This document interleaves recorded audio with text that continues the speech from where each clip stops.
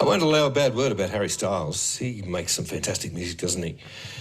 As it was on ABC Newcastle, where it's 6-4. Did you enjoy maths as a child? 1 9 is 9, 2 9s is 18, 3 9s is 27. Paul better stop before he embarrasses himself, by the way. I'll trip up if I go too much further. Did the prospect maybe of a pop maths quiz fill you with dread? Well, today thousands of kids across the Hunter are taking part in Australia's longest and largest running maths comp. It's sponsored by our well-known local financial institution. But they might be feeling like they've forgotten something when they sit down at their desks today.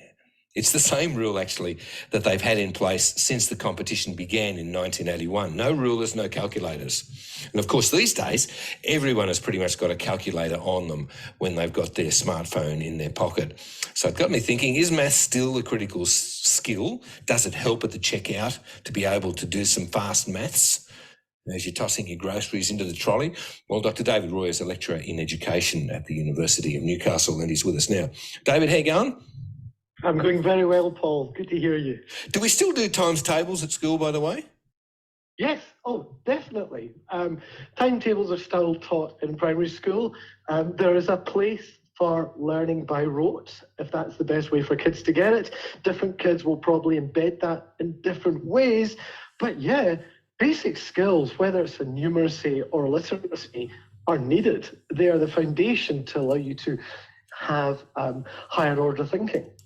It's really interesting, actually, when you go, because I'm losing it. I was very, competent and proud of my mental maths capabilities for a long, long time. And you'd go into a supermarket and the kid at the checkout, putting in the amount tendered, you had the sneaking suspicion if they hit the wrong button and put in $1 million, they'd try and give you $999,000 something change because they just didn't have the concept of what the number represented.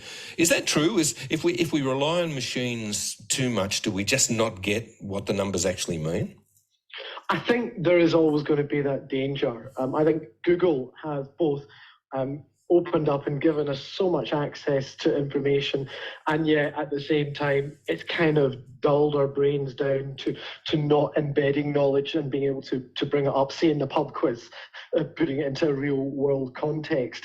I think basic numeracy is a real skill. Arithmetic is needed. I need to do it for my tax. I need to do it every day. And like many people, I quite enjoy with my kids when we go shopping, and I kind of don't mind going to Coles and Woolies and places, is to try and work out, what is the best price of this product and how much do you think we're going to spend by the end of the trip, and can we actually afford to buy a lettuce this month? All these kind of things are still core concepts, and not having a ruler or not having a calculator for a quiz kind of thing that's going on is not a problem. It's in the rules. It makes it a challenge for some, and it forces others to realize I need to have those foundational concepts to go forward, because we need to have basic knowledge if we want to then do something with the knowledge. And in some areas, we sometimes go, we just want kids to be creative in their ideas and to think about it in a wider way. And if you don't have those basics, you can't do that larger frontal lobe executive functioning thinking. You and I are humble public servants, of course, David, so we need to buy things that are on sale.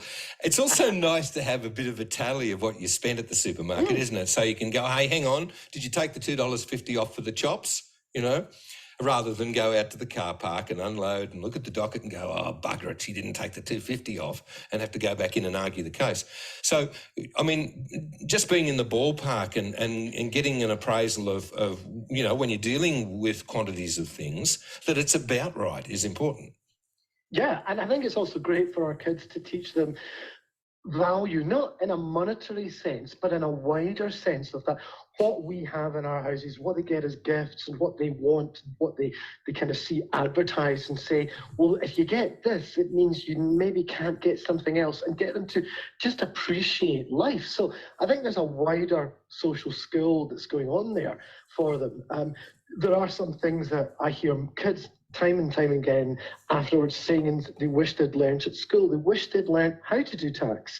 They wish they had understood about percentages a bit better, about how it might apply to finance or buying a car or the add-on costs of petrol and servicing. And all of that is basic mathematics and arithmetic. And maybe one of the things that we've lost is we put the focus on year 12 and their extended maths or their standard maths, when maybe in year 10, the old higher schools, the old kind of like year 10 certificate that was in there for basic arithmetic might be something that we're missing for our kids, to actually just give them those basic kind of confidence in saying, I have numeracy.